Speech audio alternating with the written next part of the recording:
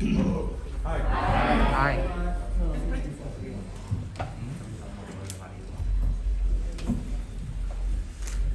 I meant to be wearing a mask? No. Well, unless you're Deathstroke, but not today. Thank you all for coming to the press conference of Manu Bennett. So I won't take much more of the time, so go ahead. Anyone can raise your hands. Hi Manu, welcome to Portugal. I hope you're enjoying, I suppose so. Obrigado. Yes. So my question is, in Spartacus and Arrow, you did a lot of fight scenes. So my question is, how was the preparation for each of the shows, and what was the main difference between them? Well, specifically about the fighting, probably one of the most important things was that we wanted it to be realistic, and I kind of like led the way, as well as, everybody involved, the stunt team as well, to make sure that our fighting was as real as possible, and I was always, we'd always come off the set with injuries, like getting hit in the hand or something. Basically, of course, this is nothing like real battle, but we wanted to be close. So just the more training that you did, the more you could react naturally on set to whatever the fight sequences were, we had a very robust kind of training session before each season that went for about 6 weeks. So that when we got onto set and they called action, we could really go in strong. Otherwise you need to have stunt people replacing you. And they really wanted us to do all our own work. So just repetition and lots of training would enable us to fight, in that close to reality. But I got a spear in the eye once and had to get taken away to hospital and got 3 broken ribs in my fight scene. I couldn't breathe. I did the fight scene and then I was on a plane to go to San Diego Comic Con and I couldn't breathe on the plane. I got to the other end and they took an x-ray and I had 3 broken ribs from the fight scene that I had done 2 days beforehand.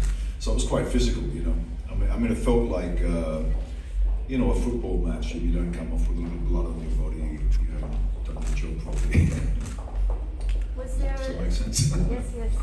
Was there a specific scene that was a challenge for you as a fight scene in Arrow and Spartacus?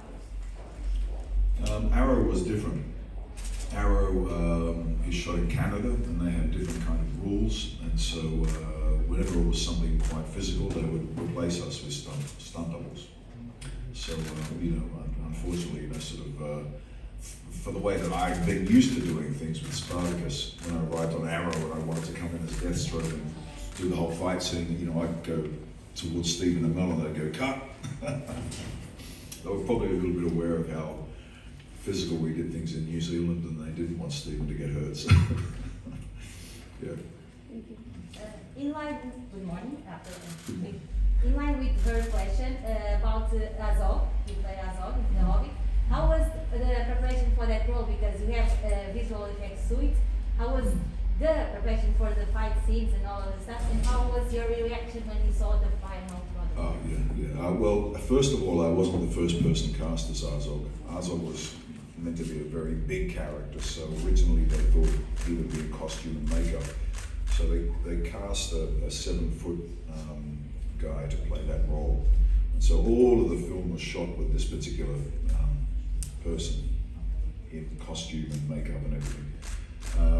Everything was shot on green screen in the battles, which was fortunate for Peter Jackson, because when he got to the editing room, he wasn't happy with the performance of the big guy. I mean, you might know that originally Darth Vader was played by a Welsh actor, and when he spoke, you see that footage on YouTube, he's like, take the princess to the, like his voice just doesn't sound menacing at all, okay? And so George Lucas was like, okay, there's a problem here. So they employed James L. Jones to make the depth of that character, Luke, I am your father, this stuff. And it's interesting because when it came to Azog, I applied two things. Okay, so first of all, because of that situation that I'm explaining to you, Peter Jackson got to editing, watched the performance, and here's this big 7-foot guy that's not an actor, with prosthetics on. He's been sitting in a chair since 1 o'clock in the morning till 7 a.m. Exhausted, big outfit. And he comes out and he's like, whoa, you know, and it's just not intense enough for what Peter Jackson wanted. He wasn't happy with the performance. So he went back through his audition tapes and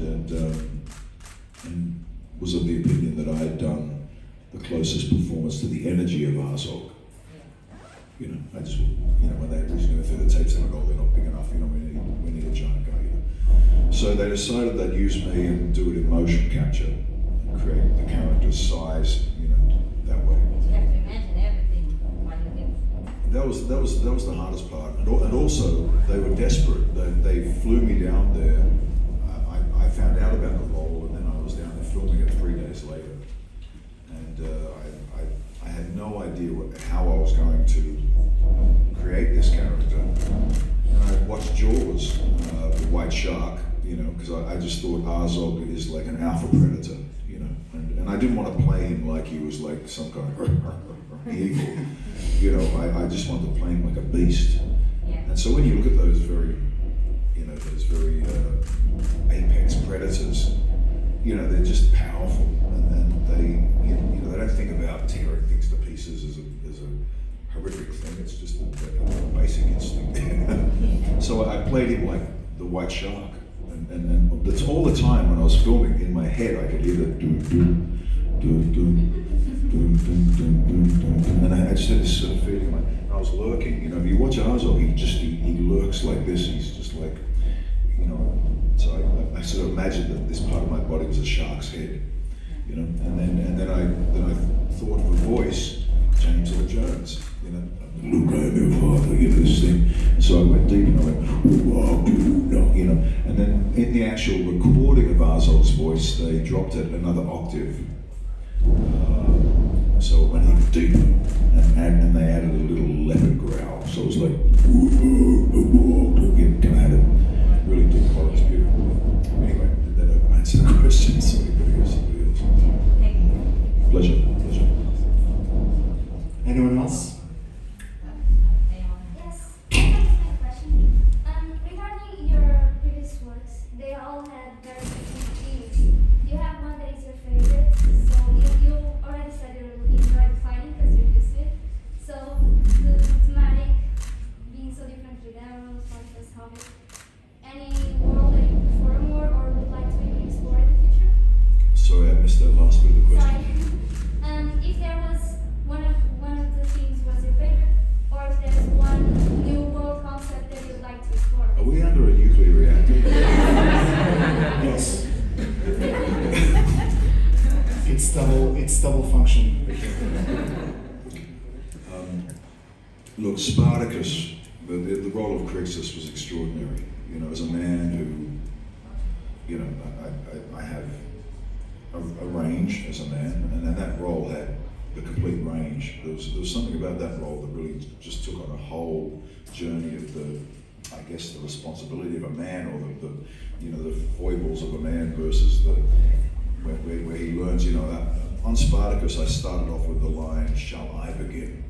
You know, it was this very it was self-centered, but driven by a point that he was a gladiator slave trying to survive. You know, just trying to be alpha, you know, like I'm in a prison, trying to be the alpha male in a prison. By the end, I was talking to a whole group of people who wanted freedom and were fighting for it, and I said, "Shall we begin?" And the difference between those two lines is really quite incredible, you know, and that was the realization, I think, of the character over the whole series, was from me, I have to fight for myself, to I have to fight for others, you know, and that's quite a journey to take, you know. And it was beautiful, yeah, it was beautiful. But, you know, I just did a film in New Zealand called Muru, M-U-R-U, which is about the ongoing struggle of the Maori people in a colonial atmosphere, you know. And it's to do with terrorism and modern day insinuations that Maori were there was an insinuation by the Crown that Maori were terrorists. When the Terrorist Act came out, they blamed a few Maori activists for this. It was a terrible word to use in New Zealand, you know, but it happened. So I've just been involved in a film about that, and yeah, I think it's coming out at Sundance and Cannes maybe, and the film festival. So you know, as a television actor, you know, I've been waiting and trying to time myself to be able to get into film, and some meaningful film. You know, I'd love to be able to deal with the world's real problems. You know, we've got a lot going on, and rather than just sort of going and wanting to get a Hollywood job, and you know, I'm sort of looking for something quite meaningful. So Muru was a really good project to be involved in. Thank you very much. Yes. So I've noticed your Instagram and your walk through Lisbon, and your musical choices were kind of amusing. Where's your friend? Yeah, because you chose Vive which actually an interesting choice. Did you see the old couple that were walking past that dilapidated building with the bridge in the background? And that song was about, can we have that date It's again? interesting because we associate Vive more to Porto than Lisbon.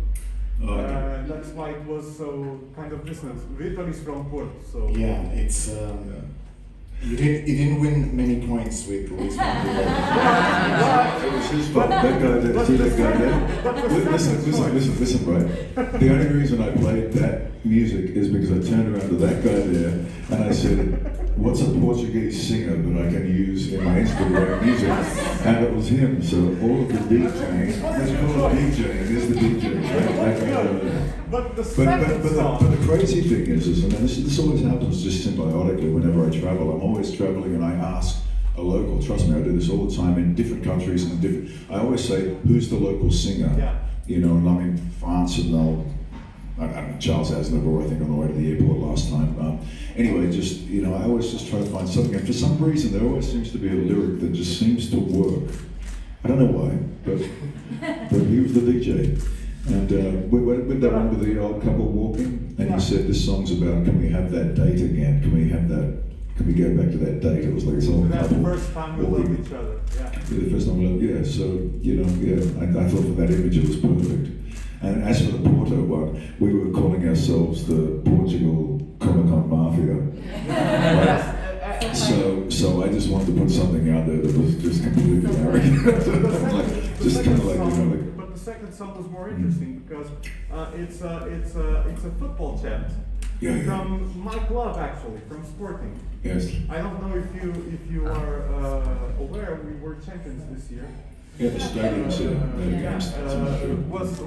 Was it his choice also, or was it you? Are you a Sporting fan? Do you follow Portugal by any chance? Listen, last weekend I was at Bayern Munich versus Dortmund in Dusseldorf's Dortmund Stadium. You know, so when I travel, I have like 4 days to absorb a town. You know, and you know, I try to do as much as I can to absorb. You know, and what's happening between me and this guy happens between me and another guy in another town.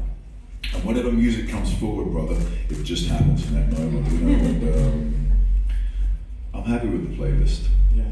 I think we did a good job. I think too. Yes. It's funny because but you understand that you know, as a traveler, as a voyager, or whatever you call it, that I am, besides an actor, right? This little symbiotic thing that happens is one of the most beautiful things that happens in my life constantly.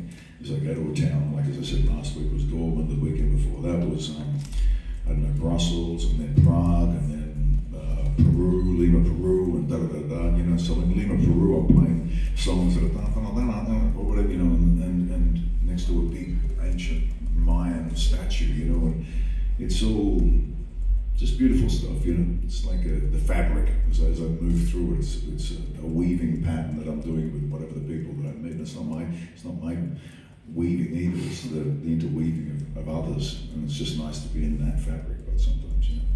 So sporting. I'm glad you chose us. But actually, I found the sporting one, though, didn't I? Yeah. I said, what about this one? And I went, rah, rah, rah, rah, rah. And I went, that's good for the clip. And they went, yeah, but that's that football team. If you do that, we're going to get in trouble with these guys. It's like when I was in Greece recently, and then I went to Turkey. You know, I was like, you know, I was in Greece saying I'm eating some domathraki. You know, and suddenly all the Turkish fans of Spartacus They're crazy. They go, hey, Manu, we love you as Crixus. Don't eat, that's Turkish food, you know. You know, and then I went to Turkey and I visited the big mosque now that was a big church, and they've covered up Jesus with a banner. Sophia, yes. Yeah, this Sophia, exactly. And you know, Greek people are you know, passionately speaking to me on my social media about, look, you know, they've ruled out, you know, this is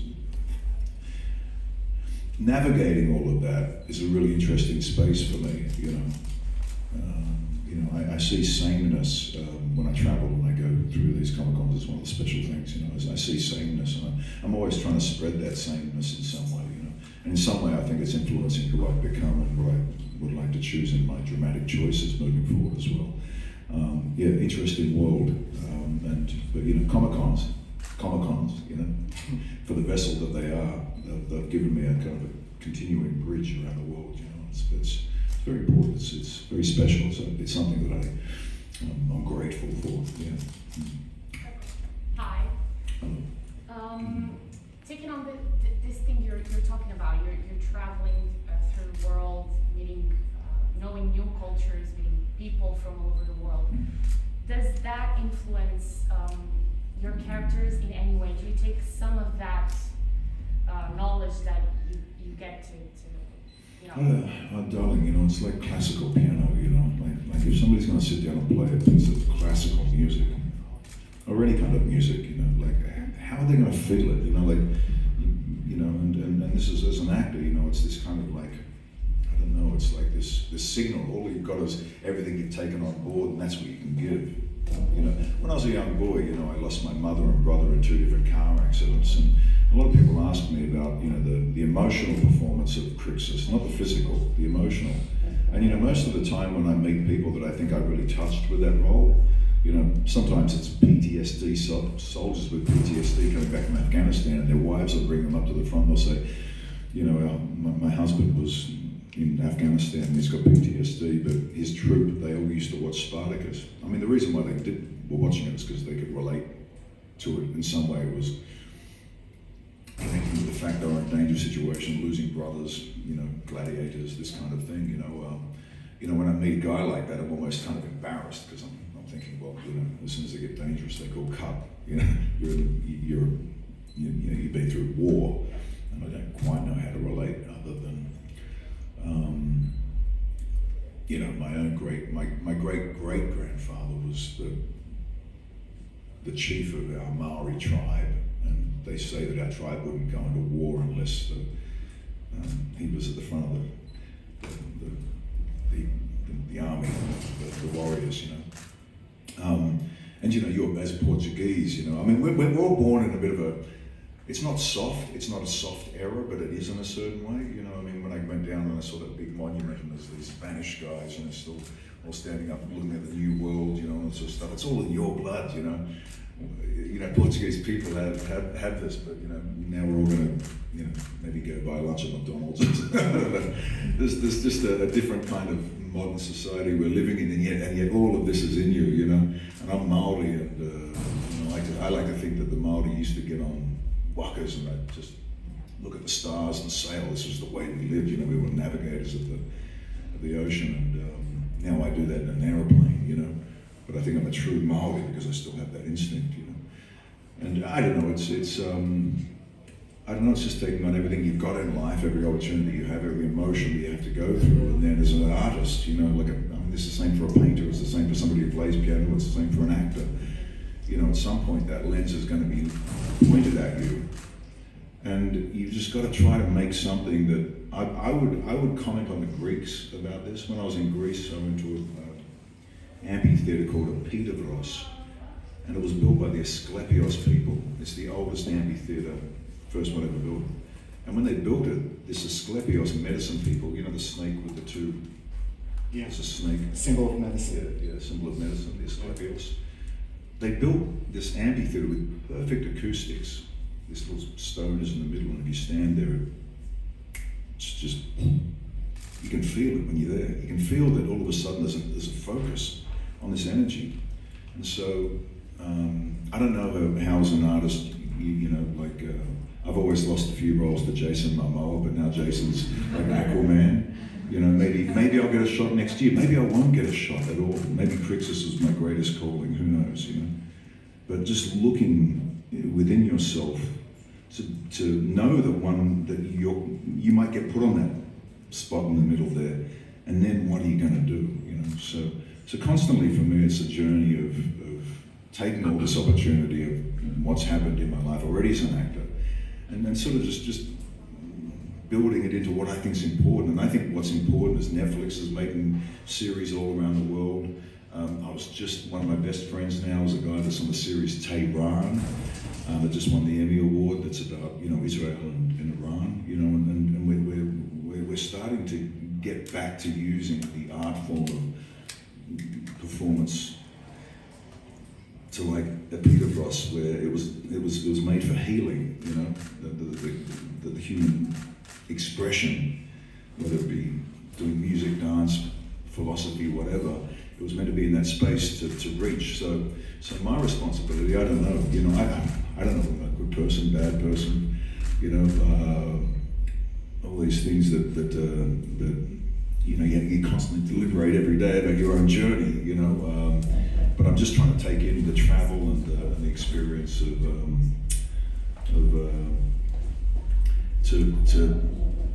become more of an artist. I don't know whether that makes sense. It does. Yeah. Yeah, it does. Just because they say like piano playing, right? Like I remember going to Poland, to Warsaw, and I saw like one of the best piano players at this conservatory. He played Chopin Fantasy in E minor, and it was just mesmerizing. And I asked about his life, very difficult life, very, very complex. Yeah, I don't know. I don't know, sort of what makes an artist resonate. I really don't know what's right for each different person, but I don't know. I'm getting a lot of traveling in. I'm meeting a lot of different cultures. As I said, my friends on this thing, Tehran, I'm about to go up to Brussels to meet with him and his age, and we're going to discuss about Tehran as a series. I don't know, you have to speak Farsi to be in it, which I can't. But the things that interest me, I'm moving in a certain way with, and it's evolving who I am toward whatever it'll be. You know, maybe next year I'll be talking about Muru. And people will be going like, oh, that actor from Spartacus, you know, he ended up in this crazy film that's really confronted modern day colonialism and indigenous people, you know. I don't know, but we'll see. So long answer, complex answer. No worries whatsoever. Unfortunately, we don't have time for any more questions. So thank you so much, Manu. Yeah, no worries. I hope I covered the basis for you. Thank you. Thank you all so much for coming. Enjoy Thank you. and have fun. Thank you, darling. Thank you.